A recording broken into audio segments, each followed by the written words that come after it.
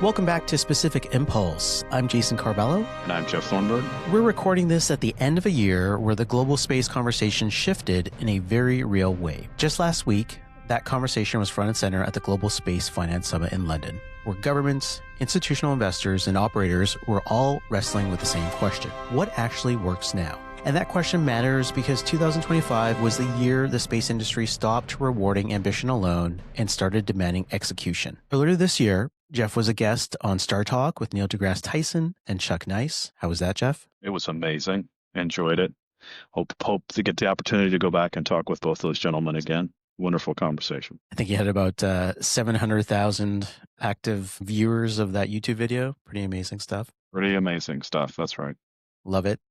You talked publicly about the engineering trade-offs, the role of failure in innovation, and why public funding still matters for technologies that don't yet have a clean commercial path. At the same time, Jeff was out at serious industry forums, the Space Mobility Conference, the Payload Space Investor Summit, the Lunar and Mars Economy Summit, to name a few, bringing an operator's perspective into rooms that used to be dominated by narratives and slides. What struck me is that the public conversation and the capital markets finally converged in 2025. The questions got sharper, the tolerance for hand-waving disappeared, and the gap between companies that could build and companies that could only talk widened dramatically. Back in episode 3 in June, we talked about the SPAC fallout, defense dollars starting to flow, and the industry beginning to separate real builders from storytellers. What surprised me isn't that the correction happened, it's how fast it happened. And Jeff, before I frame this from an investor lens, I want to start with you, of course. From the operator seats, someone actually building hardware, what did 2025 really look like? What played out the way we expected and what didn't? Well, I think 2025 was a complicated year for a lot of different reasons. But I think the highlights for me in brief summary is I think we all predicted there would be an increase in defense spending that would drive the space economy. That's something I think we predicted and that we saw actually come to fruition. I think along those same lines, one of the things that I didn't expect to see, but I think we're starting to see now late in the year here in Q4 is U.S. Department of Defense and ministries of defense around the world are getting really serious about defining what they want and need with money to back that up. And I think you're seeing a huge push there with defense really driving the space industry and the space infrastructure around protect and defend, space situational awareness, surveillance and reconnaissance, offensive and defensive capabilities on orbit, et cetera. So I think that's happened maybe faster than I anticipated, but still a lot of details yet to come on some of those programs. And then I think you saw the ongoing dominance of SpaceX in the launch. I think I read on the order of 160 some launches so far, and the year's not over yet. Amazing. Beating last year's launch record. China launched 5 launches, I think, last week alone, with a goal of putting up 35,000 space assets over the next few years. Yeah, I mean, things are picking up quickly. So I think the access to launch and creating the logistical infrastructure on orbit has never been hotter. And then I think maybe the surprise, maybe it's not surprising, but somewhat surprising here in the last few weeks is this data centers on orbit conversation. Yeah, it's been dominating the conversation, which, yes, more of space infrastructure. I think, yes, it helps with the offload of some of the power needs. A lot of things to work out there, but a fascinating conversation that's happening right now. Finally, we have more launchers coming into the market. Blue Origin was successful this year. I think that was amazing to see. Wildly so. I don't think people anticipated their ability to get that booster landed on the second attempt, but they did. So kudos to Blue Origin. And now they're looking to be certified by the Department of Defense and compete for the NSSL missions.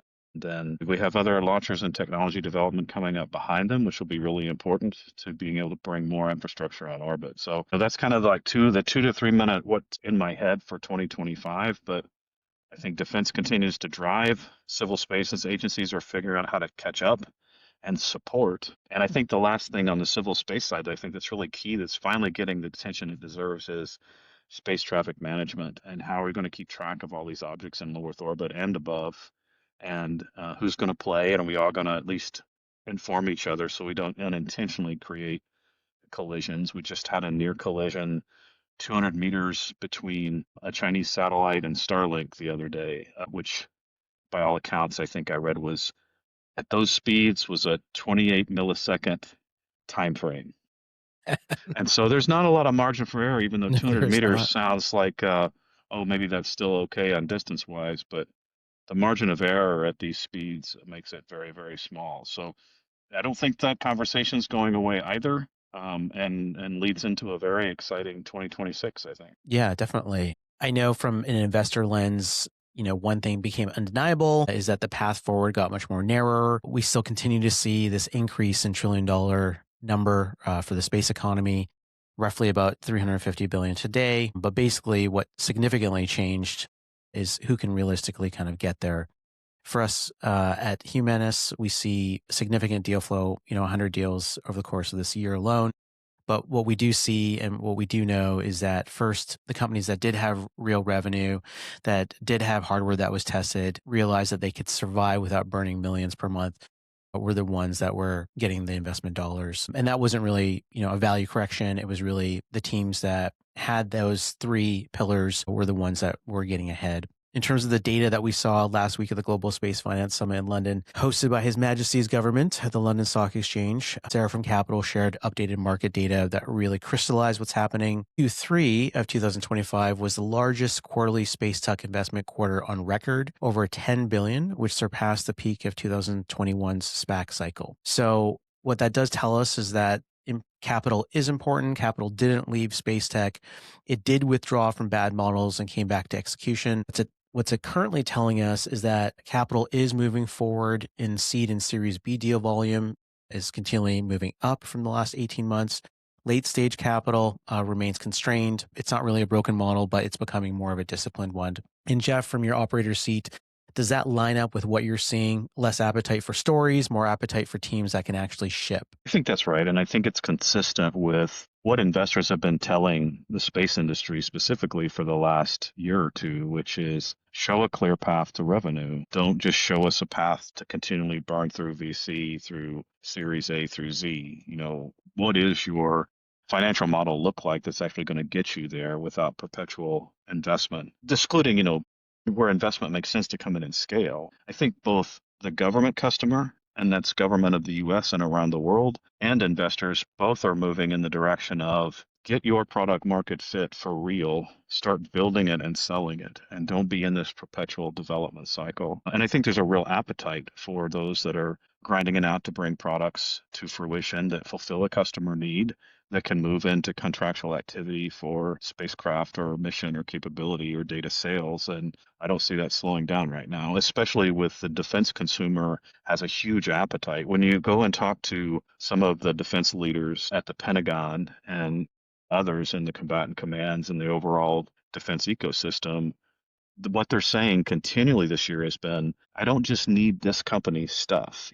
I'm not just going to shop at Anduril and Palantir. I need Right. everybody to bring their stuff. I need the primes to bring their stuff. I need the new companies to bring their stuff. I need better components. I need better subsystems. I need better overall mission platforms to accomplish the mission and fill the gaps that we have with our adversaries in space right now. Yeah, amazing. It's exciting and it's crazy to see that narrative that we've been talking about now for quite a bit of time finally resonating with everyone and showing up in the market. So the takeaway here is capital isn't gone. Everyone's demanding proof. Everyone is demanding it align with where they're at strategically. And the teams that can build, test, and deliver are the ones that are still standing. Let's use Portal as a case study, not for promotional sake, but because it, I think, illustrates the broader pattern. Portal raised over 22 million, correct me if I'm wrong, in venture capital that secured a 45 million Strat-Fi commitment from Space Force. Those are two very different forms of capital. From your perspective, Jeff, as a builder here, can you walk founders through the difference between venture capital and something like StratFi? Why do people misunderstand this or maybe not build out their capital acquisition model as such? Well, I can't speak for everybody, but I can talk a little bit through how I wanted to leverage these instruments to first kind of understand what the customer wants. I mean, I can't emphasize that enough. We spent a lot of time with a variety of different defense customers specifically to make sure our product was aligned with their needs. So we're really solving a problem for them. And that was over a few years, right? Like it Yeah, wasn't that was one over meeting. yeah, well, it's ongoing, right? Portal turned 4 years old last Congrats. Yeah. month, Congratulations. and Yeah. we spent the first 2 years of the company just doing that, having those conversations and customer development. So I think that's really key. But then with grant programs around the world, as they're offered in more than just the US, but if we use the US as an example with the SBIR program, it helps you align with your customers more. But any sort of SBIR based program, whether it be phase one, phase two, phase three, what they call a TAC-Fi or a Strat-Fi program, those programs are really built to bring a technology forward and then cross the valley of death into getting you mature enough where you could actually sell your product under contract, not development items. And so that's how we structured our work. Those government programs of any flavor are all milestone-based programs. And so you got to do the work to get paid.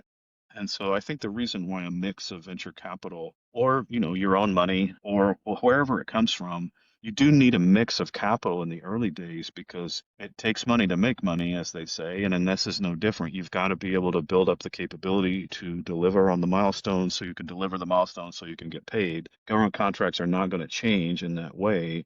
And so I think that's the smart way to both be able to work with your customer, dig in even deeper to solve their problems, deliver for them, and then bridge yourself to a maturity level where you can then migrate off of R&D contracts and onto operational contracts, delivering a service or a capability to the government customer of any flavor.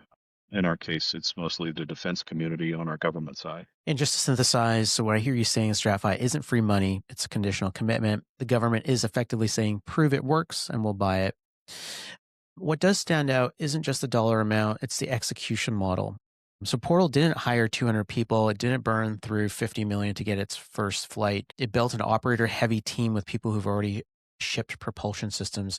Can you take a minute here to talk about team composition for a moment?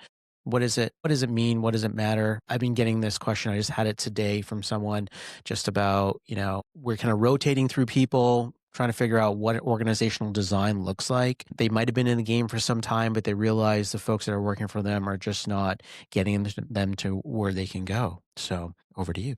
I think there's two things for me, and obviously you're getting my take, but I think two things have to be true. I intentionally wanted to work with my co-founders to build a company that was already customer aligned. I didn't want to start raising money and then start wandering the forest looking for the product market fit. And I think that's what a lot of startups end up doing. And then they get in with investors that try to encourage optics. You need to go lease this 100,000 square foot building. Whether you can put anything in it yet or not doesn't matter. You need to go hire 200 people because investors need to see you've got 200 people to hire. And so there's one mentality out there that says, go get all of the things to show people in the future you're ready to go do things, and go get the war on talent, get your talent in place. Then we'll figure out what we're doing. That Build just it and doesn't. they will come. Build it and they will Yes, come. that doesn't work for me.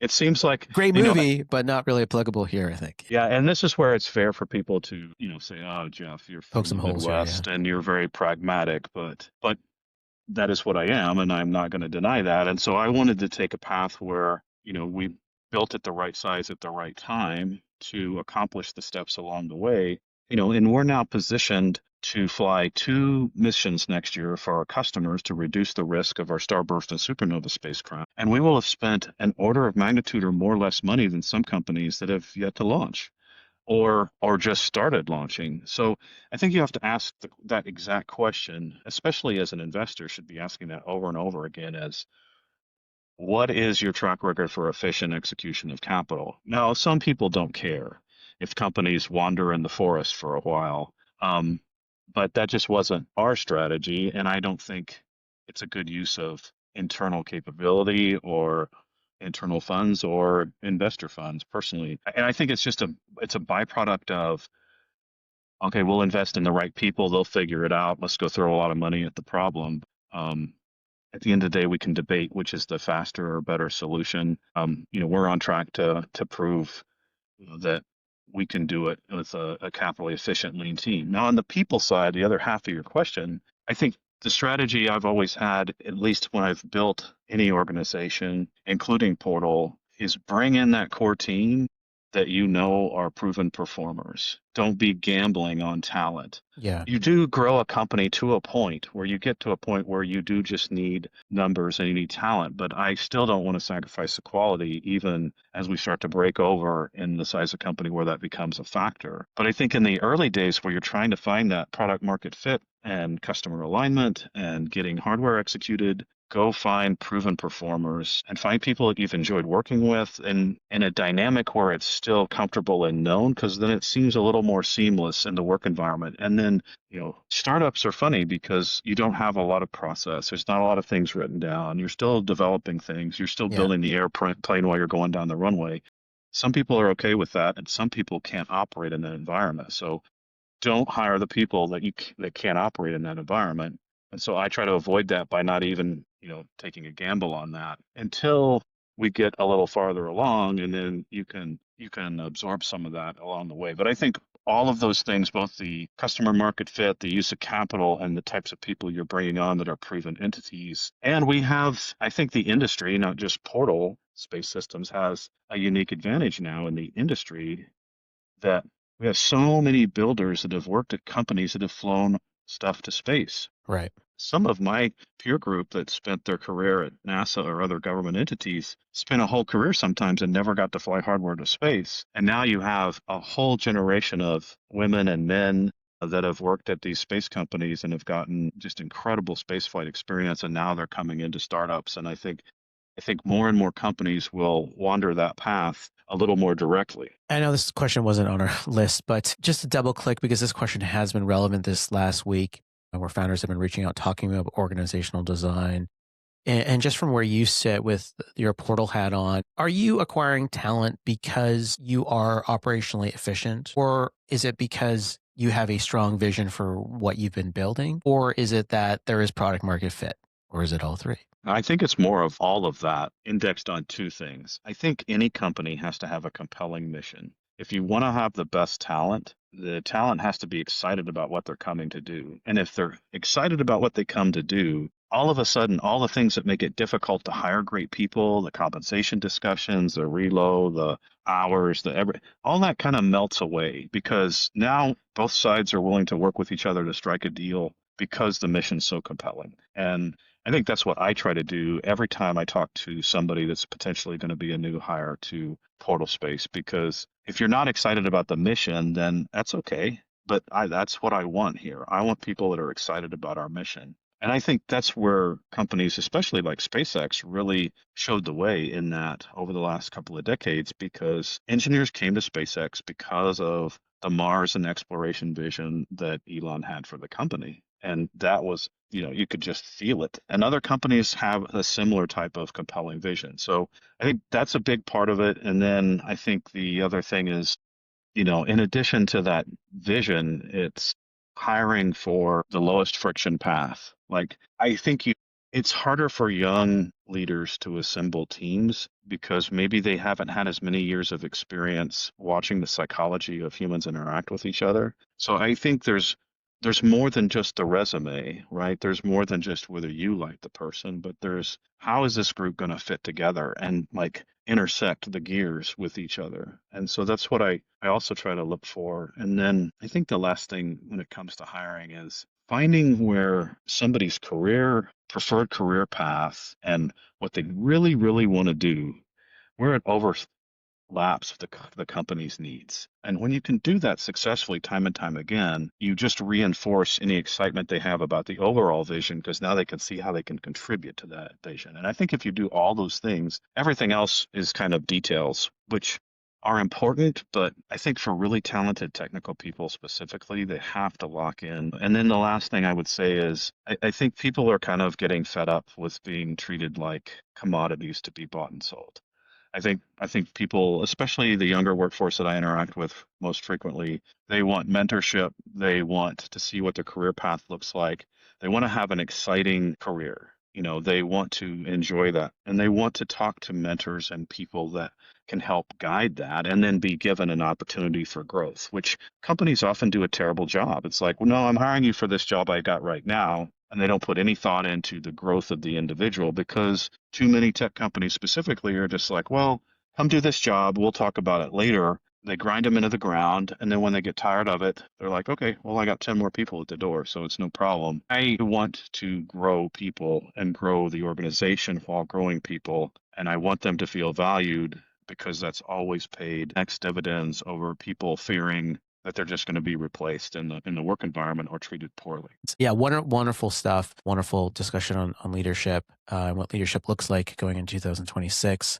As we zoom out here, 2025 wasn't just about individual companies. We know that entire categories either proved themselves or stalled. In space propulsion, ISR, space domain awareness, these categories had customers now. Others, space manufacturing without buyers, lunar concepts without infrastructure, struggled badly. From your vantage point, Jeff, what category surprised you the most this year, either in how well it performed or how quickly it fell apart? I think the data centers surprised me at how quickly it blew up.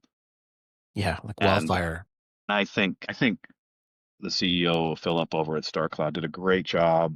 Mission success on mission one. I've chatted with him before. I've been fortunate enough to talk to Philip down in their facility. We're just almost neighbors here in the Pacific Northwest. But I think you saw that catalyze a whole movement out there. You saw Eric Schmidt at times talk about his vision for relativity and how it might want to play in the data center conversation. And then quickly, Elon jumped on the bandwagon on how Starship was going to unlock data centers in orbit because you wouldn't be volume constrained, et cetera. And now you've just got this whole conversation, and then the explosion in NVIDIA, the concern about terrestrial data centers and power consumption on Earth. I mean, that whole integrated conversation has been fascinating to watch. And I think maybe some that are closer to it than I was, would say, oh yeah, we saw that coming. But I don't think a lot of people saw that coming as it relates to the space domain. I think there's a couple of things that I see pop up every year that just don't feel like they're ready for prime time. And I think there's various reasons for that. I think in-space manufacturing and pharmaceutical work on orbit are two things that keep coming up every year. And there's a lot of startups that are really trying to crack the nut in those areas. But I think the big pharma industry still has a hard time understanding the value prop of how they're going to do better with space-based research than they can do on the ground right now. And that's a real thing that needs to be addressed and that value prop articulated. And then the in-space manufacturing piece, I think everybody wants to see it. Like we all have these 12-year-old dreams of building things on orbit, Yeah. a la 2001. But there's no real business case for it right now. And so I think the lunar economy that's coming will help facilitate that to a certain extent. But I think it's really hard to see where is that going to make money for investors in the near term. So those are the two I see often pop up and then disappear and then pop up again in various forms. And we really haven't figured out how to make that work as an industry for a lot of years. But the data center thing, man, That was people hot. really want that to be the next, Such a like, visualization, that's the future. right. Well, and there's a lot of merit to it. And I think it's exciting whether it succeeds or fails or morphs or not.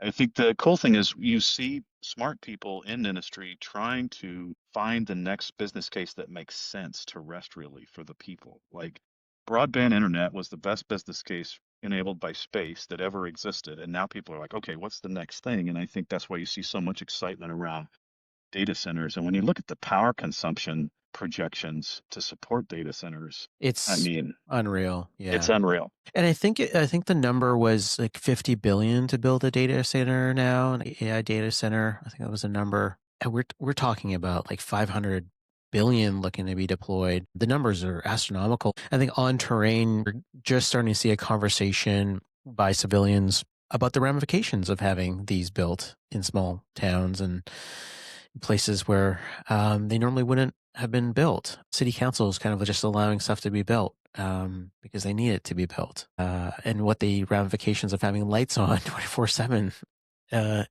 is going to be. And huge power plants solely dedicated to the data center itself. I mean, it's interesting.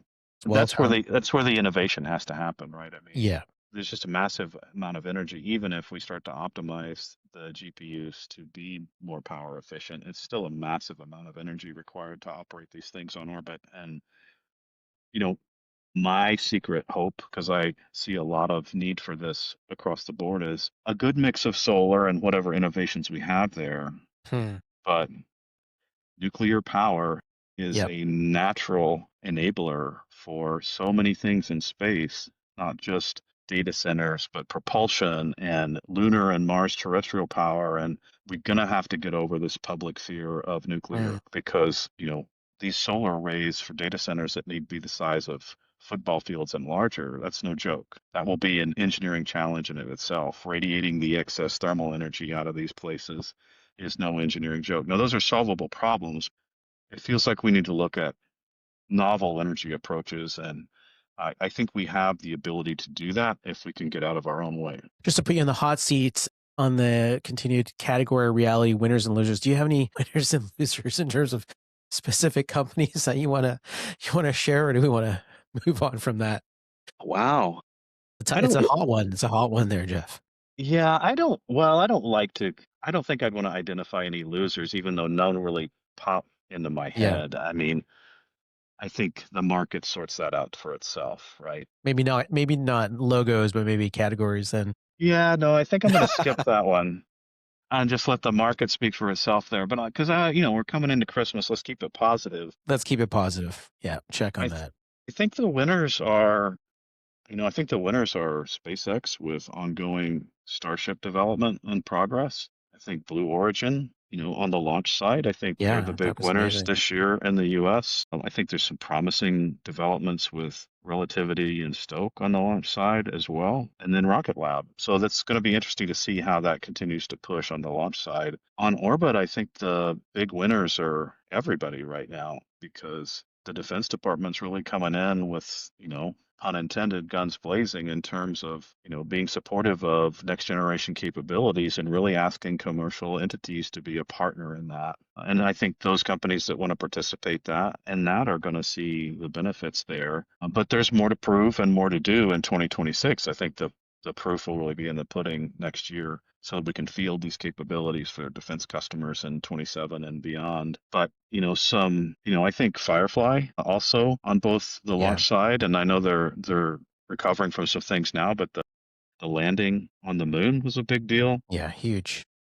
So enabling and unlocking commercial access to the moon by those companies is a big win. And then I think more to come as we go forward. But those are the kind of the things. I've probably forgotten some really cool things too. So you did put me in the hot seat, and people will say, Jeff, but you It's all forgot in there. all these cool things. And I'm like, yeah, I know, but that's what popped into my mind in 90 seconds of talking about it. But I think it sets the stage nicely for next year. And I also think it completes a conversion that started at the end of the pandemic because commercial and VC money was really driving the industry before the pandemic. And then when that dried up during the pandemic, a lot of companies raced to work on the defense side. Then Space Force started to mature over the last couple of years. And now I think you're seeing the confluence of Space Force maturity, DoD maturity on the space side, really trying to figure it out and address the threats. And the companies that survived the pandemic in the interim period are poised to be successful going forward. So I think they're also winners. Some of the things that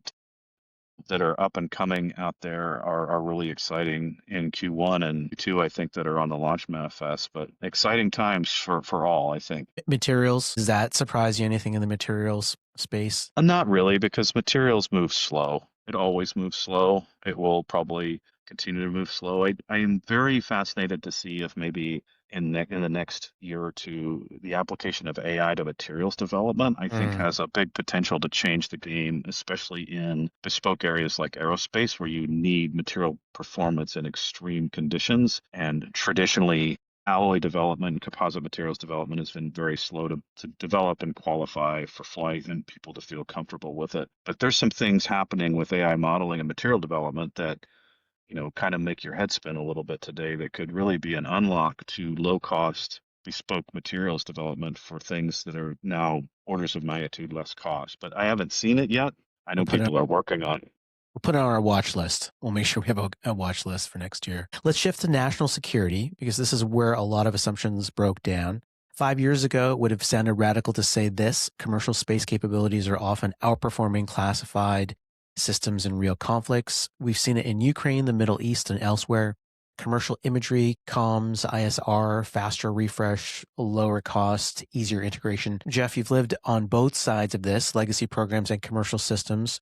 From the operator's seat, how different does the defense customer feel today compared to a decade ago? There's a good question. I think in some ways better and in some ways the same. I'm not going to say I feel for my sisters and brothers on the defense side because they have needs that aren't being met and they have gaps that need to be filled, and their acquisition process has failed them. It's too slow, it's too cumbersome, it's too disjointed and broken. So what that's really, when you look at traditionally what has happened, a traditional government procurement process, you might be 5, 10, 15 years before you actually see the thing. And by then it's completely OBE, overcome by events. Yeah. I think that's the problem. And the reason why commercial can be leveraged, it may not be as robust or over designed as some systems traditionally are. But if it's more expendable and more cost effective, it's really about, does it get the mission accomplished, and does it accelerate the use of today's technology? And I think you're seeing the Space Force, the US DoD, other ministries of defense really embrace that commercial mindset, because what I said earlier in the podcast was they need everybody's capability. Everything that looks good, they want it, because overwhelmingly, what is going on with the next great power competition, in my opinion, is that the nation that puts the most logistics in orbit, that facilitates operational capabilities of all sorts of flavors, both for industry and financial purposes as well as defense, is going to be the winner. And I think that's why you have this shift. You're not going to beat China with just six prime contractors moving at the pace they move. It's going to require them, because there's still a place for them, and it's going to require everybody else that's up and coming in the industry to be able to provide all of the things that are going to be needed to maintain, I think, the Western world's position in orbit on the moon and beyond that they want it to be. I don't think a lot of people, I think a lot of people take it for granted that we've always just had these pole positions for Yeah. resources and things like that. And I don't know that the public has fully adopted the reality that there is a competition happening now. And it's very important, especially to China, that they become the great power in the world. And they see an opportunity to leverage that through technology and information superiority. And the best way to get that is through space-based infrastructure and applications. Part two here, did defense acquisition actually get faster? Here's an uncomfortable reality from an investor perspective. Defense acquisition can move fast, but only if you know how to navigate it. So if you understand SpaceWorks, DIU, Sibir's Strat-Fi, timelines compress dramatically. If you don't, you can burn 2 years basically learning procurement while your runway disappears. Jeff, what's the biggest misconception founders have about defense timelines? I think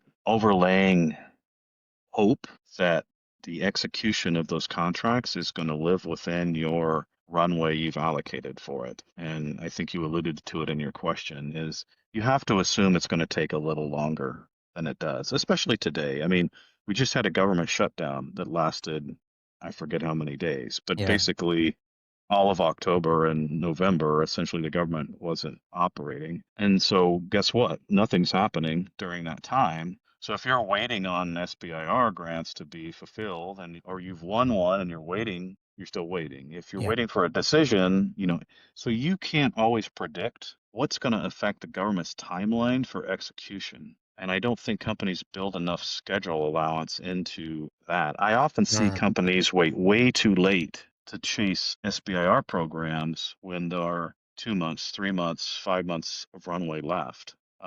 Those relationships with the government need to start much earlier. And if an entity wants to pursue the government as a customer, I feel like you have to decide that from the day one that you start the company. I mean, I had an advantage in that I am a product of the Air Force, and I've worked with the government and the DoD and NASA. So maybe I understand that world better than some. But I think those relationships have to be built. And let's face it, if you look at it from the government's lens, any government's lens, how many companies promise everything and deliver nothing?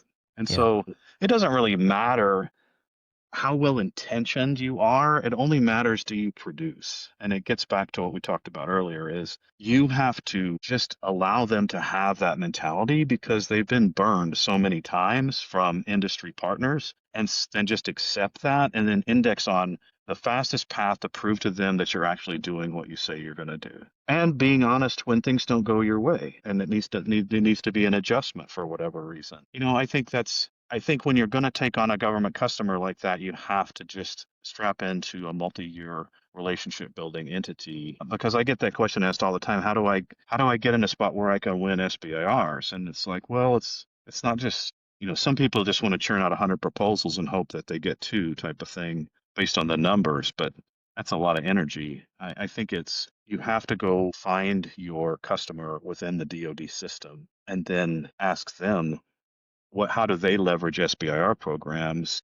Which ones are up and coming that you can bid against that might scratch their itch or other people's so that you actually know that you're solving a problem that could be interesting for them to take a chance on you to deliver some things that are relevant to that problem. But it's a multi-year thing. It's not a few month thing. And just to close out this section, I think we talked about this maybe a year ago. And I remember you bringing this up, which is one of your, I think, internal mottos was that you would rather fly and see people and establish that long-term relationship. And you were willing to do that and go the extra mile. And I don't know if you want to double click on that for our listeners as well. Yes, I'll go there again. I think some of the psychological things I've seen post COVID-19 pandemic are an over reliance on video meetings to develop relationships with people, and it's just not the same. And I think I still hear that from vendors and government and commercial customers, and it matters to people again. It's if you're willing to take the time and the energy and the aggravation to travel for that in-person interaction, it shows that person you really care about having a relationship with them in the future. Video calls are great for the upkeep and the check-ins, but I think humans in general are looking for evidence that you're really interested in their problem, the relationship, how you can work together. And I don't know a better way to do that than to find a way to see them in person, whether that's going directly to where they are or meeting at a conference or whatever. But I think it's more important now than ever because I think human interaction is at an all-time low these days. And by that, I mean, I don't think people treat each other very well, just in general, and which makes it even more important if you're trying to establish a business relationship that you let people know who you are and what you're all about. And the only way to really do that is this in-person interaction, in my opinion. We can't talk about national security in space without addressing China. We've chatted a bit about China earlier in the pod. They're launching aggressively, investing in counter space, servicing cislunar capabilities. The Allied response isn't purely governmental anymore. It's been commercial. From your expertise, are we seeing real innovation acceleration, or are we at risk of building fragmented, incapable, incompatible systems? And that's a really good cutting question because I think what I am seeing is a lot of great innovation, a lot more companies and VCs focused on solving particular problems, a lot more openness by the combatant commands and Space Systems Command and Space Force and at the Office of the Secretary of Defense level. I think you're seeing a lot more openness about what we need and how commercial industry can. There's a whole communications conversation wrapped up into your statement and the question about communication amongst different systems. So I see the technology and the gap filling capabilities starting to be developed and matured. But there's a broader question that still needs to be asked, which is how are all these things going to talk to each other? And how are we going to create the chains that are going to be enacting these defense-focused missions? And it's always been an issue, but it's really an issue now because every space company in particular that has an asset on orbit has a little bit different way of doing things. And we do need to figure out the standards in which we're going to execute command and control functions for things so everything can play together. You have companies out there trying to develop some of these systems, but it's a very challenging problem. And then you've also got the government sometimes saying, well, I don't want to develop a standard. I want the industry to figure it out. Well, when you do that, each industry partner wants to make their thing the thing that everybody else has to adopt. And so there's a bit of chicken and the egg activity out there, if the government does the government really have the luxury to let industry battle it out and multi-years later then the winners left standing by themselves? I don't think that's what they want because they want multiple players bringing multiple capabilities. So I think there's a architecture and infrastructure approach that's going to need to be communicated to industry. And the government leadership is going to have to decide what that needs to look like so that we can all be building to the thing. I'll tell you right now, for the two spacecraft that we're building, I would welcome the government saying, here's how we would like you to interface with some of these other systems. But I don't know that we're going to get that anytime soon, but I hope that we can. And I think, to be fair to them, they understand that problem, but we just need to spend the time and the energy cracking that problem. And I think, especially with programs like Golden Dome, they're going to have that addressed. So I think the answer to that is coming, but I don't know that we have a clear solution for this broad interconnectivity and intercollaboration of all these space systems that I think we want to have. And we have to have, because when the government says, we got room for everybody to play, bring all your stuff, we need all the logistics capabilities we can get. That means we all need to be able to communicate with each other at some level and do it securely. And it's going to require a team effort with the government leadership to make that happen. Let's talk about 2026, the year of proof. Orbital's mini nova demo is in February, followed by supernova later in the year. Sits right in the classic valley of death, after capital, before validation. From the builder's perspective, what does success actually mean for mini nova, and what happens if something breaks? Oh, I get that question all the time. So good one. Yeah, you made it sound so ominous when you asked the question. It's the mic. It's the mic. I suppose maybe it is a little. Well, I think on the early space flights, I have a thought process that is just getting the team to work through space hardware, build the space hardware for the first time. Because I have, like every other company, we've got a collection of people that some have done this, it's old hat to build space hardware, and others that have never done it before. And I wanted the team to start getting that experience together as fast as possible. So the Mininova program and flight in Q1, 85% of the value has already been achieved because the team it was kind of a crash program we created. They drove the design, they built the hardware, they got it tested all in a span of, a few months. Amazing. We had it delivered on time for integration. And now we're getting ready to have that whole system sent to the launch site with its host spacecraft. I feel like 75-85% of the value is going through that process in preparation for us flying Starburst in October of 2026. And then, it's really geared to help us look at different failure modes and how we would respond to them, how we would work the flight software and patches, validate some of the hardware and sensors that are really key. So, failure is subjective, but I think I want to see some things have issues so that we have more information going into follow-on flights. You learn more from your failures than your successes. I want it to be successful, but I also want to see the limits of some of the hardware as well, because it's a development program. And I think now this is a pure engineering statement that other people might not fully appreciate, but success to me means we've wrung out the maximum amount of learning in a project or program. And I fully expect, assuming our spacecraft that we're riding on is healthy during that whole mission, we're going to have 6 to 12 months to be able to really wring out that hardware and see what it looks like from a environmental and operational standpoint. And I want to see what some of the limits are, and I want to know what are some of the things I need to know now before that next flight. And I want to fly all our missions that way in the early days so that we have proof points on the limits of the design.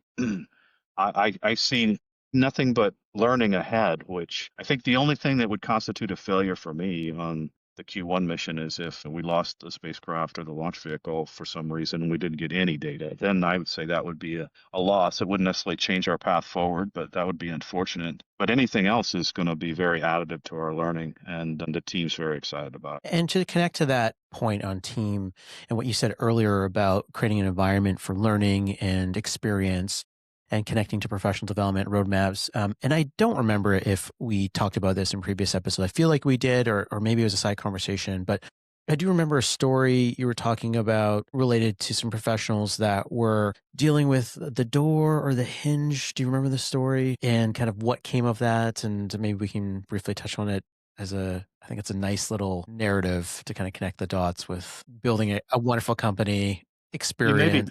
You may be talking about when I hadn't been to SpaceX for very long, and we launched the first Dragon to the space station. And I think the story goes that you're thinking of, we were watching the launch vehicle. I was working in propulsion at SpaceX, and the GNC and one of the vehicle structure teams, the GNC bay door on the original Dragon cargo capsule had to open, and on the flip side of that door was a capture device for the robot arm for the station to pull Dragon in. So if the door didn't open and lock, you couldn't grab Dragon, which meant the mission was over. And so one of the coolest things I saw in those early Dragon Falcon 9 days was 3 or 4 engineers not too far out of school that had been given a critical task to make sure that door opened and the bolts locked down and everything was good to go.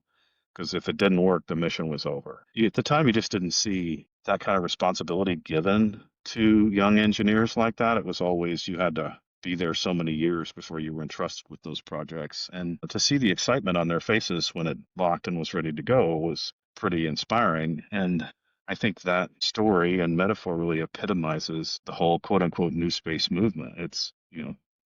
We're done with the parochial aerospace. You got to put in your time before you can do anything cool. This is if you love this industry and you're bright and you want to contribute, there's a place for you. And that story has continued to repeat itself across multiple companies and has endeared a whole generation of engineers to the space industry. And now it's kind of ubiquitous in our culture.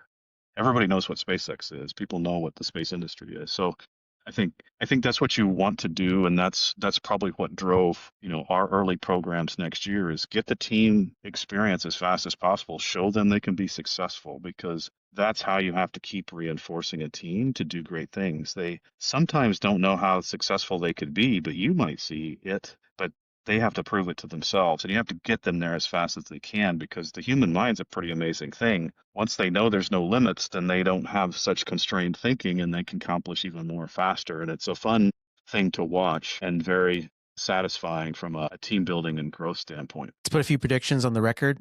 1, M&A accelerates, strategic buyers hunt proven capability. 2, LEO constellations separate operators from amateurs. 3, commercial ISR becomes default. 4, the SPAC hangover fades, but IPO standards remain brutal. And 5, a major space failure forces a regulatory reckoning. Jeff, where do you see the biggest hidden risk in 2026? Yeah, I guess I'm not quite as gloom and doom on a space event creating a reckoning next year. I mean, it's always possible, but I think the near misses are getting, more often potentially. But I don't know that I think that will be a concern in the future. For next year, is it the biggest concern? I would say no.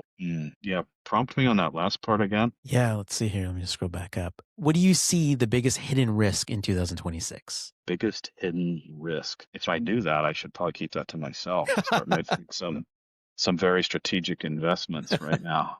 I think there is a lot of industry development happening, assuming we will have low cost, heavy lift launch like Starship. So, one of the risks is launch cadence and launch capability. And I think we assume a certain amount of time to get there. And I think one of the hidden risks could be, will SpaceX be able to maintain their timeline for development of the V3 Starship and move forward with making that ready for government and then commercial? And then launch in general, I think. Blue Origin's had some great early success, but we've seen this movie before where we get excited about having more launch capability, and then for various reasons, it doesn't come to full fruition. But I think if I had to roll up the risk, I'd say we need increased launch capacity in the US to maintain parity with our near peer adversaries or competitors in China. If anything derails that, I mean, we need more options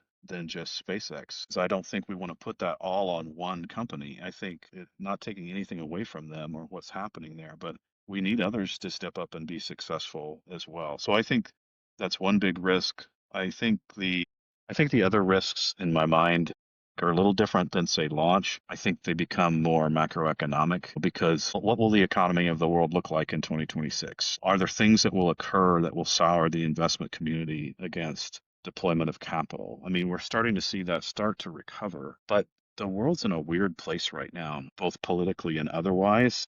And it's somewhat hard to predict, which, normally markets despise uncertainty. And so how will that get translated into 26? I don't know. But on the space side, I want to see the other risk is speed of execution by the defense industry in the US. And by that, I really mean the Department of Defense and the government, and then ministries of defense around the world. Are they going to be able to actually execute? There's this other hidden risk where we're debating what the SBIR program should look like in the United States. It's actually not renewed right now in the government budget because they're arguing about should they put limits or change it or whatever. And that's one of the main engines of innovation for new companies in the United States is the SBIR program. And so I think that's a hidden risk that's not been talked about enough out there. And then the overall speed of acquisition, assuming we have these very large defense budgets in the US coming to fruition, how quickly can we execute those funds to get something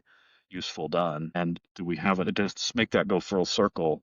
We have all this capability we're trying to bring online. Do we have enough launch capacity in the near term to get it up there and do something useful? I think all of those are risks. And I'm not even talking about the overall macro risk of what are our adversaries going to do in the meantime, because that's kind of a lingering forcing function for the defense industries around the world. I don't know if we want to add this part or not add this part. From a war games perspective, it seems like there is interesting data on North America's ability to execute at the highest of levels versus our adversaries. Is there a hidden risk in potentially underestimating where the capabilities of the allies are right now relative to our adversaries? I would say the risk is, do we get enough of the key decision makers in the US and the Western world aligned with the severity of the problem? And what I mean there is, does everybody really have the same burning platform or understanding of it? And we just had two Chinese satellites appear to have done a refueling operation on orbit.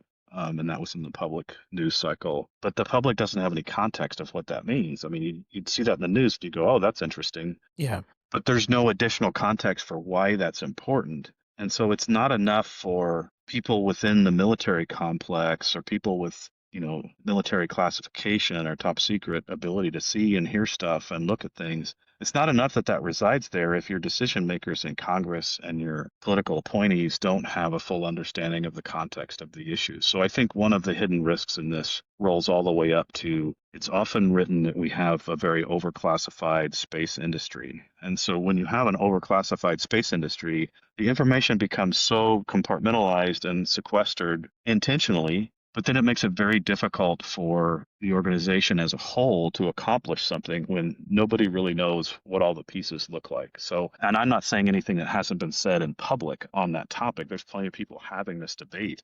But when you look at the centralized decision-making authority of the People's Republic of China, it's an advantage on their side because, one, they don't have this problem. They don't have disjointed decision-making. They have a more clear path. And I'm not saying what they've done is what we would want to do, but I would say we need to understand how other near-peer competitors are able to make rapid decisions to execute things and make them reality, and then look at what that looks like on our side and say, here's the improvements we need to make. And so I think what I'm really trying to get at is that's another hidden risk, is we have to fix the timeline from need to in the warfighter's hands when we're talking about defense programs, because right now we don't move very quick. And I would also go a little further and say we got caught with our pants down on this whole hypersonic technology thing a few years ago, if everybody recalls. And there was a whole brouhaha in the news cycle about how we were behind China and Russia in hypersonic technology. And now we're seeing that same conversation play out in the space domain again. And it all stems from the fact that we don't have strong alignment across the military industrial complex on what needs to get done and how it should get done and what the architecture looks like to make that happen. And some of our adversaries do. From an investment lens, three things matter going forward: physics, moats, hard to replicate. Number two, operator first teams, people who shift hardware. Number three, capital efficiency, proof on modest dollars. And the anti-patterns are just as clear. So we're going to close out. To wrap this up, 2025 was the setup year. 2026 is the year of proof. Execution replaces narrative. Operators replace storytellers. Jeff, final thought. What's the one thing founders or investors should internalize heading into 2026? Focus. I think focus answers the mail. That's my simple answer. And if I just scratch a slightly deeper, I think startups and early companies get incredible pressure from both their customers and their investors and their employees. And I think you have to cut through all that. And you have to say, every day, What I tell myself is, what does the business need to be successful today and this week, this month, this year? And you have to cut through the noise. And I think this whole signal to noise conversation is a good one for 2026 because you can't be everything to everybody all the time. You're going to have to pick a path and stay focused to deliver. And if you have a product you're trying to get matured, you have to stay laser focused on that next year. And you can't be distracted with all these other things because I think the next 2 years are really pivotal for US and space for both civil, commercial, and defense, but especially on the defense side. That's it for this episode of Specific Impulse. If you want to follow Portal's upcoming demonstrations, visit portalsystems.space. If you're building in space, autonomy, or defense, and you're operator-led, capital efficient, and solving real problems, you know where to find us. I'm Jason Carvalho. And I'm Jeff Thornburg. And we'll see you in 2026.